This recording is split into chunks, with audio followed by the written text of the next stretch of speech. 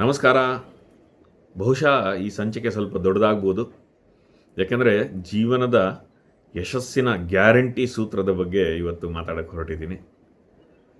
ನಾನು ನನ್ನ ಜೀವನದಲ್ಲಿ ಕಂಡುಕೊಂಡಂಥ ಗ್ಯಾರಂಟಿ ಸೂತ್ರ ಇದು. ಮೊದಲಿಗೆ ಈ ಯಶಸ್ಸು ಅಂದರೆ ಏನು ಅನ್ನೋದನ್ನು ಒಂದು ಸ್ವಲ್ಪ ನೋಡಿಬಿಡೋಣ. ಯಾಕೆಂದರೆ ಒಬ್ಬೊಬ್ರಿಗೆ ಒಂದೊಂದಿರುತ್ತೆ ಯಶಸ್ಸು ಅನ್ನೋ ಒಂದು ಪರಿಕಲ್ಪನೆ. ಕೆಲವರಿಗೆ ಸಿಕ್ಕಾಪಟ್ಟೆ ದುಡ್ಡು ಬಂದುಬಿಡ್ಬೇಕ್ರಿ, ಅಷ್ಟಿದ್ರೆ ಸಾಕು ಅಂತಾರೆ. ಆದರೆ ನಾನು ಅಂಥವ್ರಿಗೆ ಕೇಳೋದೇನೆಂದರೆ, ತುಂಬ ದುಡ್ಡು ಬಂದುಬಿಟ್ಟು ಆ ದುಡ್ಡು ಬರೋ ಅಷ್ಟೊತ್ತಿಗೆ ನಿಮ್ಮ ಆರೋಗ್ಯ ಹೋಗಿದ್ರೆ ಅವೇನು ಮಾಡ್ತೀರಾ ದುಡ್ಡು ಇಟ್ಕೊಂಡು ನಾವು? ಅಥವಾ ನಿಮಗೆ ತುಂಬ ದುಡ್ಡು ಬರುತ್ತೆ, ಅಷ್ಟೊತ್ತಿಗೆ ನಿಮ್ಮವರು ಅಂತ ಹೇಳ್ಕೊಳಕ್ಕೆ ನಿಮ್ಮ ಸುತ್ತ ಯಾರು ಜನನೇ ಮಿಕ್ಕಿಲ್ಲ ಅಂದರೆ ಅವಾಗೇನು ಮಾಡ್ತೀರಾ? ಹಾಗಾಗಿ ನಾವು ನಮ್ಮ ಸುತ್ತಮುತ್ತ ಎಷ್ಟೋ ಸಲ ನೋಡಿದ್ದೀವಿ, ತುಂಬ ದುಡ್ಡಿರೋರಾಗಲಿ ಸುತ್ತ ಅದನ್ನು ಅನುಭವಿಸೋಕ್ಕೆ ಜನ ಇಲ್ಲ ಅಥವಾ ಆರೋಗ್ಯ ಇಲ್ಲ ಅಂದರೆ ಆ ದುಡ್ಡು ಇಟ್ಕೊಂಡು ಏನು ಮಾಡ್ಬೇಕು? ಬರೀ ಆಸ್ಪತ್ರೆ ಕಟ್ಟಬೇಕಷ್ಟೆ ಅಲ್ವಾ? ಹಾಗಾಗಿ ಬರೀ ಆರ್ಥಿಕ ಸ್ವಾತಂತ್ರ್ಯತೆಯೇ ಏನು ನಮ್ಮ ಯಶಸ್ಸಿನ ಸಂಕೇತ ಅಲ್ಲ. ಒಂದು ತುಂಬು ಬದುಕಿಗೆ ಅಥವಾ ಒಂದು ತುಂಬು ಯಶಸ್ಸು ಅಂತ ಏನು ಕರಿತೀವಿ, ಅದಕ್ಕೆ ಬಹಳಷ್ಟು ವಿಷಯಗಳು ಸೇರಿ ನಮ್ಮ ಯಶಸ್ಸಾಗುತ್ತೆ ಜೀವನದಲ್ಲಿ. ನಾನು ಮುಂಚೆ ಕಲ್ತ್ಕೊಂಡಂಥ ಒಂದು ಎಕ್ಸಸೈಸ್ ಬಗ್ಗೆ ಹೇಳೋಕ್ಕೆ ಇಷ್ಟಪಡ್ತೀನಿ. ನಾವು ಜೀವನದಲ್ಲಿ ನಮ್ಮ ಯಶಸ್ವಿ ಬದುಕು ಹೇಗಿರಬೇಕು ಅನ್ನೋದನ್ನು ಊಹಿಸ್ಕೊಂಡು ಅದರ ಬಗ್ಗೆ ಯೋಚಿಸಿ ಅದನ್ನು ಬರೆದಿಟ್ಕೋಬೇಕು. ಅಂದರೆ ನಮ್ಮ ಜೀವನದಲ್ಲಿ ಏನೇನು ಬೇಕಪ್ಪ ನಮಗೆ, ನಾನು ಒಂದು ದಿನ ಯಶಸ್ವಿ ಮನುಷ್ಯನಾದ ಮೇಲೆ ನನ್ನ ಜೀವನ ಹೇಗಿರುತ್ತೆ, ನನಗೆ ಏನೇನು ಬೇಕಾಗುತ್ತೆ ಅನ್ನೋದನ್ನು ಬರೆದಿಡಬೇಕಂತೆ. ಅಂದರೆ ನನ್ನ ಒಟ್ಟು ಆಸ್ತಿ ಎಷ್ಟಿರಬೇಕು, ನನ್ನ ಒಟ್ಟು ದುಡ್ಡು ಎಷ್ಟಿರಬೇಕು, ಎಷ್ಟು ಮನೆಗಳು ಬೇಕು ನನಗೆ, ನನ್ನ ಕೆಲಸ ಹೇಗಿರಬೇಕು, ನಾನು ಏನು ದುಡಿತೀನಿ ಅವಾಗ, ಆಮೇಲೆ ನನ್ನ ಸಂಸಾರ ಹೇಗಿರುತ್ತೆ, ಇತ್ಯಾದಿ ಇತ್ಯಾದಿ. ನಮ್ಮ ಕನಸಿನ ಯಶಸ್ಸಿನ ಬದುಕಿನ ಬಗ್ಗೆ ಬರೆದಿಟ್ಕೋಬೇಕು. ಏನಕ್ಕೆ ಇದನ್ನು ನಾವು ಬರೆದಿಡಬೇಕು ಅಂದರೆ, ನಾವು ಬರೆದಿಡೋದೇ ನಮಗೆ ಪ್ರೇರಣೆ ಆಗುತ್ತೆ ನಮ್ಮ ಜೀವನದಲ್ಲಿ ಆ ಹಾದಿನಲ್ಲಿ ನಡೆಯೋದಕ್ಕೋಸ್ಕರ. ಸರಿ, ನಾವು ಕನಸೇನ ಕಂಡಾಯಿತು, ಅದನ್ನು ಬರೆದಿಟ್ಟಾಯಿತು. ಈಗ ಒಂದು ಉದಾಹರಣೆ ತಗೊಳ್ಳೋಣ, ಒಂದು ಕನಸಿನ ಉದಾಹರಣೆ ತಗೊಂಡು ಇವತ್ತಿನ ವಿಷಯದ ಬಗ್ಗೆ ಮಾತಾಡ್ತಾ ಹೋಗೋಣ. ಒಂದು ಕನಸು, ಬಹಳಷ್ಟು ಜನ ಕಾಣುವಂಥ ಕನಸು ಈಗಿನ ಕಾಲಕ್ಕೆ ಅನುಗುಣವಾಗಿ ಒಂದು ದೊಡ್ಡ ಮನೆ ಇರಬೇಕು, ಒಂದು ಒಳ್ಳೆ ಏರಿಯಾದಲ್ಲಿ ಅನ್ನೋದೊಂದು ಆಸೆ ಇರುತ್ತೆ ಬದುಕೋದಕ್ಕೆ ಅಥವಾ ಉಳಿಯೋದಕ್ಕೆ. ಎರಡನೇದು ಒಂದು ತೋಟದ ಮನೆ ಬೇಕು ಅನ್ಕೋತಾರೆ. ಮೂರನೇದು ಬಹುಶಃ ಒಂದು ಬಾಡಿಗೆ, ಜೀವನ ಪೂರ್ತಿ ಬಾಡಿಗೆ ಬರೋಂಥ ಒಂದು ಮಳಿಗೆ ಇರಬೇಕು ಅನ್ಕೋಬೋದು, ಅಥವಾ ಒಂದು 100 ಕೋಟಿ ಅಷ್ಟು ಆಸ್ತಿ ಬೇಕು ಅನ್ಕೋಬೋದು, ಅಥವಾ ಸದೃಢವಾದ ದೇಹ ಬೇಕು ಅನ್ಕೋಬೋದು. ಆಮೇಲೆ ಒಂದು ನೆಮ್ಮದಿಯಾಗಿ ಬದುಕೋದಕ್ಕೆ ಒಂದು ಶಾಂತವಾದ ನೆಮ್ಮದಿಯ ಮನಸ್ಸಿರಬೇಕು ಅಂತ ಅನ್ಕೋಬೋದು. ಅದಾದಮೇಲೆ ಸಂತೋಷವಾದ ಸಂಸಾರ, ಅಪ್ಪ ಅಮ್ಮ, ಮಡದಿ, ಮಕ್ಕಳು, ಸ್ನೇಹಿತರು, ಇದೆಲ್ಲ ಇರಬೇಕು ಅನ್ಕೋಬೋದು. ಆಮೇಲೆ ಜೀವನಕ್ಕೆ ತೃಪ್ತಿ ಕೊಡುವಂಥ ಕೆಲಸ ಇರಬೇಕು ರೀ, ಸಂತೋಷವಾಗಿ ಮಾಡುವಂಥ ಕೆಲಸ ಇರಬೇಕು ಅಂತ ನಾವು ಅನ್ಕೋಬೋದು. ಇದೆಲ್ಲ ಅಲ್ಲದೆ ಜೀವನ ಪೂರ್ತಿ ನಾವೇನೂ ಮಾಡದೆ ನಮಗೆ ಆದಾಯ ಬರುವಂಥ ವಹಿವಾಟು ಇರಬೇಕು ಅಂತ ನಮ್ಮ ಕನಸಿರ್ಬೋದು. ಇದಕ್ಕಿಂತ ಲೈಫ್ ಬೇಕೇನ್ರಿ? ನಮ್ಮಲ್ಲಿ ಲೆಕ್ಕ ಹಾಕಿದರೆ ಬಹುಶಃ ಒಂದು 80% ಜನದ ಕನಸಿದೆ ಇರುತ್ತೆ, ಸ್ವಲ್ಪ ಆಚೆ ಈಚೆ ಇರ್ಬೋದು ಅಷ್ಟೆ. ಈಗ ಈ ಕನಸಿನ ಯಶಸ್ವಿ ಜೀವನ ಪಡೆಯೋದು ಹೇಗೆ ನೋಡೋಣ. ಈ ಆಸ್ತಿ ಪಾಸ್ತಿ, ದುಡ್ಡು, ಆರ್ಥಿಕ ವ್ಯವಹಾರ ಇದೆಲ್ಲ ಸೇರಿ ಒಂದು ಸೆಕ್ಷನ್ ನಮಗೆ ಆರ್ಥಿಕ ಸ್ವಾತಂತ್ರ್ಯತೆ ಬೇಕು ಅನ್ನೋದು ಒಂದು. ಎರಡನೇದು, ಈ ಸದೃಢವಾದ ದೇಹ ಬೇಕಾಗುತ್ತೆ. ಯಾಕೆಂದರೆ ಬದುಕಬೇಕಲ್ರಿ, ಲೈಫ್ ಲಾಂಗ್ ಇರೋದು ಒಂದೇ ಬಾಡಿ. ಈ ಬಾಡಿಗೆ ಯಾರು ರೀಪ್ಲೇಸ್ಮೆಂಟ್ ಕೊಡಲ್ಲ. ನಾನಾಗಲೇ ಮುಂಚೆ ಹೇಳ್ದಂಗೆ ಯಾವ ಡಾಕ್ಟ್ರೂ ಇದುವರೆಗೂ ಈ ಬಾಡಿ ಸರಿ ಇಲ್ಲ ರೀ, ರೀಪ್ಲೇಸ್ ಮಾಡಿಬಿಡೋಣ ಅಂತ ಯಾರು ಹೊಸ ಮಾಡೆಲ್ ಬಂದಿದೆ ಅಂತ ಹೇಳಲ್ಲ. ಹಾಗಾಗಿ ಮೂರನೇದು, ಶಾಂತ ಸ್ವಭಾವದ ಮನಸ್ಸು, ಒಳ್ಳೆಯ ಗುಣ ಇರಬೇಕು, ಆವಾಗ ನೆಮ್ಮದಿಯಾಗಿ ಜೀವನ ಮಾಡ್ಬೋದು. ಆದರೆ ಈಗ ನೀವು ಜೀವನದಲ್ಲಿ ಹೆಂಗೆ ಬದುಕ್ತಾ ಇದ್ದೀರೋ ಅದೇ ರೀತಿ ಮುಂದುವರೆದ್ರೆ, ನೀವು ಮುಂದುವರೆದು ಈ 100 ಕೋಟಿಯಷ್ಟು ಆಸ್ತಿ ಮಾಡೋಕ್ಕಾಗತ್ತಾ? ಅಥವಾ ನೀವು ಇನ್ನೊಂದಿಷ್ಟು ವರ್ಷ ಆದಮೇಲೆ ಹಿಂಗೆ ಆರೋಗ್ಯವಾಗಿರ್ತೀರಾ, ಅಥವಾ ನಿಮ್ಮ ಸಂಸಾರದವ್ರು ಹಿಂಗೆ ಖುಷಿಯಾಗಿರ್ತಾರ ಅನ್ನೋದನ್ನು ನಾವು ಇವತ್ತು ಯೋಚನೆ ಮಾಡಬೇಕಾಗತ್ತೆ. ಈಗ ನೀವು ಮಾಡ್ತಾ ಇರೋ ಕೆಲಸದಲ್ಲಿ ಮುಂದೊಂದು ದಿನ ನಿಮಗೆ 100 ಕೋಟಿಯಷ್ಟು ಭವಿಷ್ಯ ಕಾಣ್ತಾ ಇದೆಯಾ? ಇಲ್ವಾ? ಈಗ ನೀವು ಮಾಡ್ತಾ ಇರೋದು ನಿಮ್ಮ ದಿನನಿತ್ಯದ ಏನು ವಹಿವಾಟಿದೆ ಅದರಲ್ಲಿ ನೀವು ಮುಂದುವರೆದು ಸದೃಢವಾದ ಶರೀರ ಇಟ್ಕೊಂಡು ಆರೋಗ್ಯವಂತರಾಗಿ ಯಾವುದೇ BP ಡಯಾಬಿಟೀಸ್ ಇಲ್ದಲೆ ಮುಂದೆ ಬಾಳುವಂಥ ಸಾಧ್ಯತೆ ಇದೆಯಾ? ಆ ಥರ ತಿಂತಾ ಇದ್ದೀರಾ, ಆ ಥರ ಬದುಕ್ತಾ ಇದ್ದೀರಾ, ವ್ಯಾಯಾಮ ಏನಾದ್ರು ಮಾಡ್ತಾ ಇದ್ದೀರಾ ಇವತ್ತು? ಇಲ್ಲಲ್ಲ. ಆಮೇಲೆ ನಿಮ್ಮ ಸಂಸಾರದವ್ರನ್ನ ಇವತ್ತು ಎಷ್ಟೇ ಕಷ್ಟ ಇದ್ರೂ ಚೆನ್ನಾಗಿ ನೋಡ್ಕೋತಾ ಇದ್ದೀರಾ, ನ್ಯಾಯ ನೀತಿ ಅಂದ್ಕೊಂಡು ಪ್ರೀತಿಯಿಂದ ಬಾಳ್ತಾ ಇದ್ದೀರಾ, ಅದು ಬಹಳ ಮುಖ್ಯ ಆಗುತ್ತೆ. ನೀವು ಇವತ್ತು ಹೇಗಿರ್ತೀರೋ, ಇವತ್ತು ನೀವು ಕಷ್ಟ ಇದ್ದಾಗ ಚೆನ್ನಾಗಿದ್ದರೆ ನಾಳೆ ಸುಖ ಬಂದಾಗ ಜನ ಬಂದು ನಿಮ್ಮ ಹತ್ರ ನಾಟಕ ಮಾಡಲ್ಲ. ಇವಾಗ ಹೇಗಿದ್ರೋ ಹಾಗೆ ನೆಮ್ಮದಿಯ ಜೀವನ ನಾವಾಗ ಮಾಡೋಕ್ಕಾಗತ್ತೆ. ಒಟ್ಟಿನಲ್ಲಿ 3 ವಿಷಯ ಬೇಕ್ರಿ ನಮಗೆ. ಒಂದು ದೈಹಿಕ ಮತ್ತು ಮಾನಸಿಕ ಆರೋಗ್ಯ, 2ನೇದು ಸಾಂಸಾರಿಕ ನೆಮ್ಮದಿ, 3ನೇದು ದುಡಿಮೆಯ ದಾರಿ. ಅದು 100 ಕೋಟಿ ಲೆಕ್ಕ ಹಾಕ್ತಿದ್ದೀವಲ್ಲ ಇವತ್ತು ಕೂತ್ಕೊಂಡು, ಒಂದು ಕನಸಿನ ಉದಾಹರಣೆ. ಸೊ ಹೇಗೆ, ಏನಿದ್ರು ಗುಟ್ಟು ಮುಂದೆ ನೋಡೋಣ. ಇರೋದೇ 3 ಗುಟ್ಟು ರೀ.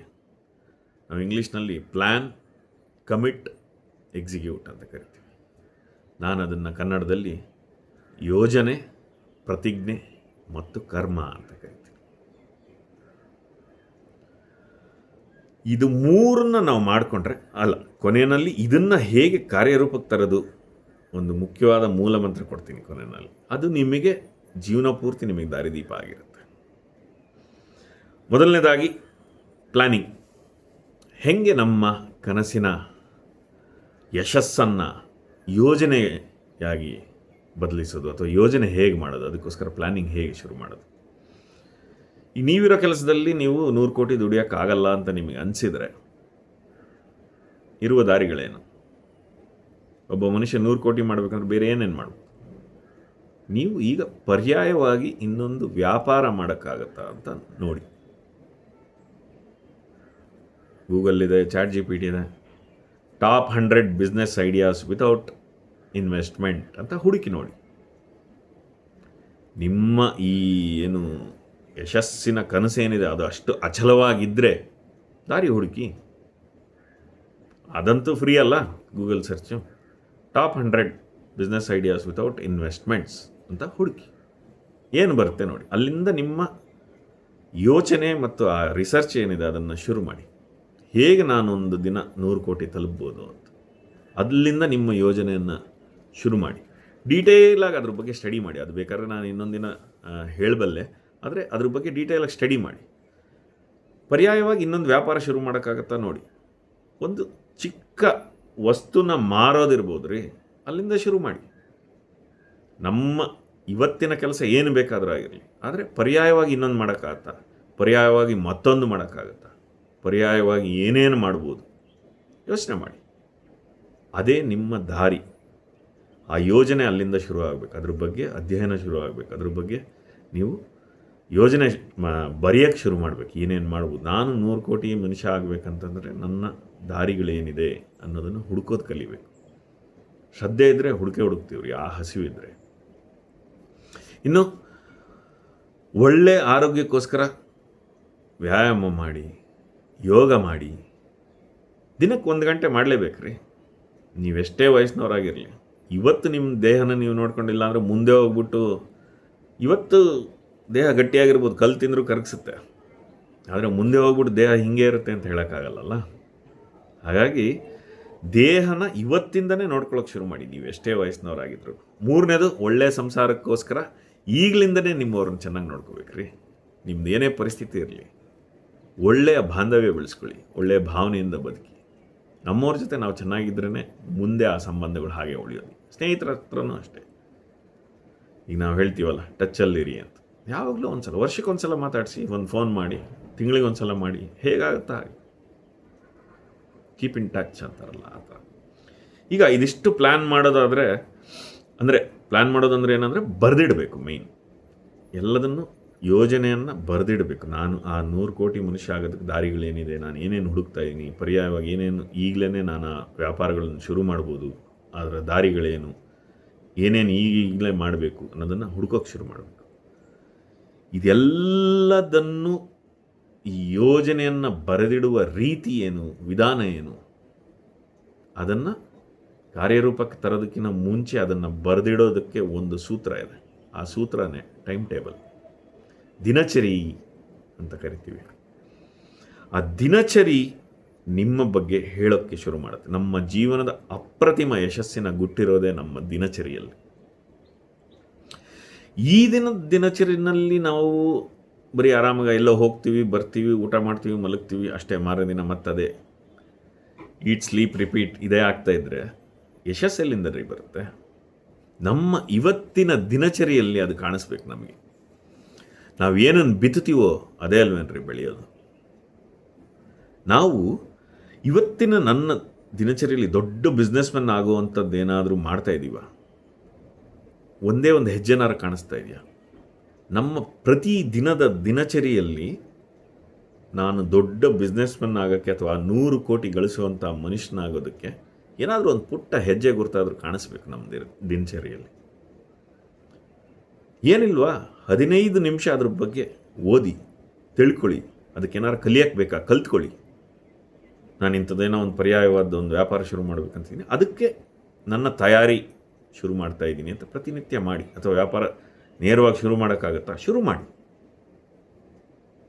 ಸಂಪೂರ್ಣ ಪ್ರಾಮಾಣಿಕವಾಗಿ ನೀವು ದುಡಿಮೆಯ ದಾರಿ ಹಿಡಿದ್ರೆ ಖಂಡಿತ ಯಶಸ್ಸು ನಿಮ್ಮದಾಗುತ್ತೆ.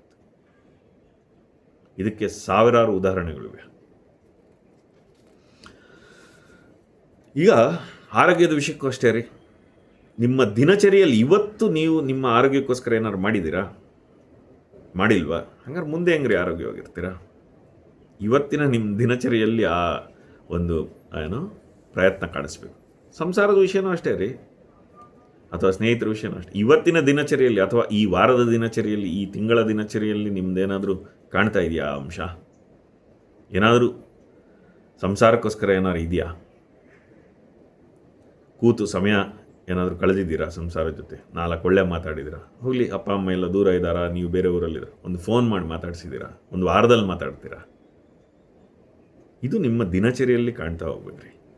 ಒಟ್ಟಿನಲ್ಲಿ ಪ್ಲ್ಯಾನಿಂಗ್ ಯುವರ್ ಸಕ್ಸಸ್ ಅಂತ ಏನು ಕರಿತೀವಿ, ನಿಮ್ಮ ಯಶಸ್ಸಿನ ಯೋಜನೆ ನಿಮ್ಮ ದಿನಚರಿಯಲ್ಲಿದೆ. ನಿಮ್ಮ ದಿನಚರಿ ತೋರಿಸಿ ನಾನು ನಿಮ್ಮ ಫ್ಯೂಚರ್ ಹೇಳ್ಬೋದು ಅಂತ ಆಲ್ಮೋಸ್ಟ್ ಹೇಳಬಲ್ಲೆ. ನಿಮ್ಮ ಜಾತಕ ತೋರಿಸೋದು ಬೇಕಲ್ಲ, ನಿಮ್ಮ ದಿನಚರಿ ನೀವು ಪ್ರತಿನಿತ್ಯ ಮಾಡ್ತಾ ಇರೋದು ಏನು ಅನ್ನೋದನ್ನು ತೋರಿಸಿದ್ರೆ ನಿಮ್ಮ ಭವಿಷ್ಯ ಹೇಗಿರುತ್ತೆ ಅನ್ನೋದನ್ನು ಆರಾಮಾಗಿ ಹೇಳ್ಬೋದು ರೀ, ಬಹಳಷ್ಟು ಮಟ್ಟಿಗೆ. ಹಾಗಾಗಿ ನಿಮ್ಮ ದಿನಚರಿಯಲ್ಲಿ ಗಮನ ನೀಡಿ. ನಿಮ್ಮ ದಿನಚರಿ ಅನ್ನೋದು ನಿಮ್ಮ ಯೋಜನೆಯ ಕಾರ್ಯರೂಪಕ್ಕೆ ತರಕ್ಕೆ ಇರುವಂಥ ಒಂದು ಸೂತ್ರ. ಎರಡನೇದು ಪ್ರತಿಜ್ಞೆ. ನಾವಾಗಲೇ ಹೇಳಿದ್ನಲ್ಲ, ಒಂದು ಯೋಜನೆ, ಎರಡನೇದು ಪ್ರತಿಜ್ಞೆ. ಅಚಲವಾದ ಕಮಿಟ್ಮೆಂಟ್ ಅಂತ ಕರಿತೀವಿ ರೀ. ಆ ಒಂದು ಏನೇ ಬರಲಿ ನಾನು ಇದನ್ನು ಮಾಡೇ ಮಾಡ್ತೀನಿ, ನನಗೆ ಜೀವನದಲ್ಲಿ ಎಲ್ಲದಕ್ಕಿಂತ ಮುಖ್ಯ ಈ ನನ್ನ ಯೋಜನೆ ಮಾತ್ರ ಅನ್ನೋ ಒಂದು ನಿಮ್ಮ ಮನಸ್ಸಿನಲ್ಲಿ ಕೂತು ಬಿಡಬೇಕು. ಆ ನಿಮ್ಮ ಮನಸ್ಸಿನಲ್ಲಿ ಅಚಲವಾಗಿ ಕೂತು ಏನೇ ಬರಲಿ ನಾನು ಇದನ್ನು ಮಾಡೇ ಮಾಡ್ತೀನಿ ಪ್ರತಿನಿತ್ಯ ಅನ್ನೋದು ಒಂದು ಸಲ ಬರೆದಿಟ್ಟ ಮೇಲೆ ಅದು ನಿಮಗೆ ಶಾಸನ ಇದ್ದಂಗೆ ಇರಬೇಕು. ಅದೇ ನಮ್ಮ 3ನೇ ಸೂತ್ರಕ್ಕೆ ಬರ್ತೀವಿ. ಅದೇನೇ ಎಕ್ಸಿಕ್ಯೂಷನ್, ಅಂದರೆ ಕರ್ಮ. ನಾವು ಒಂದು ಸಲ ಬರೆದಿಟ್ಟದ್ದಕ್ಕೆ ನಮ್ಮ ಮನಸ್ಫೂರ್ತಿಯಾಗಿ ಅದಕ್ಕೆ ನಾವು ಬದ್ಧರಾಗಿ ಅದನ್ನು ಕಾರ್ಯರೂಪಕ್ಕೆ ತರೋದಿದೆಯಲ್ಲ, ಬಹಳ ಬಹಳ ಮುಖ್ಯ. ಏನೇ ಬರಲಿ ನಾನು ಅದನ್ನು ಮಾಡೇ ಮಾಡ್ತೀನಿ. ಇವತ್ತು ನನ್ನ ಮೂಡ್ ಹೆಂಗೆ ಇರಲಿ, ನನಗೆ ಬೇಜಾರಾಗಿರಲಿ, ಮನೆಯಲ್ಲಿ ಜಗಳ ಆಗಿರಲಿ, ಏನೇ ಆಗಿರಲಿ, ನನ್ನ ಪ್ರತಿನಿತ್ಯದ ದಿನಚರಿಯನ್ನು ನಾನು ಮಾಡೇ ಮಾಡ್ತೀನಿ. ಅಕಸ್ಮಾತ್ ನೀವು ನಿಮ್ಮ ದಿನಚರಿಯಲ್ಲಿ ವ್ಯಾಯಾಮ ಮಾಡೋದು ಅಂತಿರುತ್ತೆ, ಅಯ್ಯೋ ಇವತ್ತು ಮಲಗಿಬಿಡೋಣ, ಹೋಗೋದು ಬೇಡ, ಅಯ್ಯೋ ಇವತ್ತು ಸುಸ್ತಾಗಿದೆ, ಆ ಸಮಯಕ್ಕೆ ಮಾಡ್ತೀನಿ ಅಂತ ಬರೆದಿಟ್ಟರೆ ಮಾಡಲೇಬೇಕು. ಅದನ್ನು ಕರ್ಮ ಅಂತ ಕರಿತೀವಿ.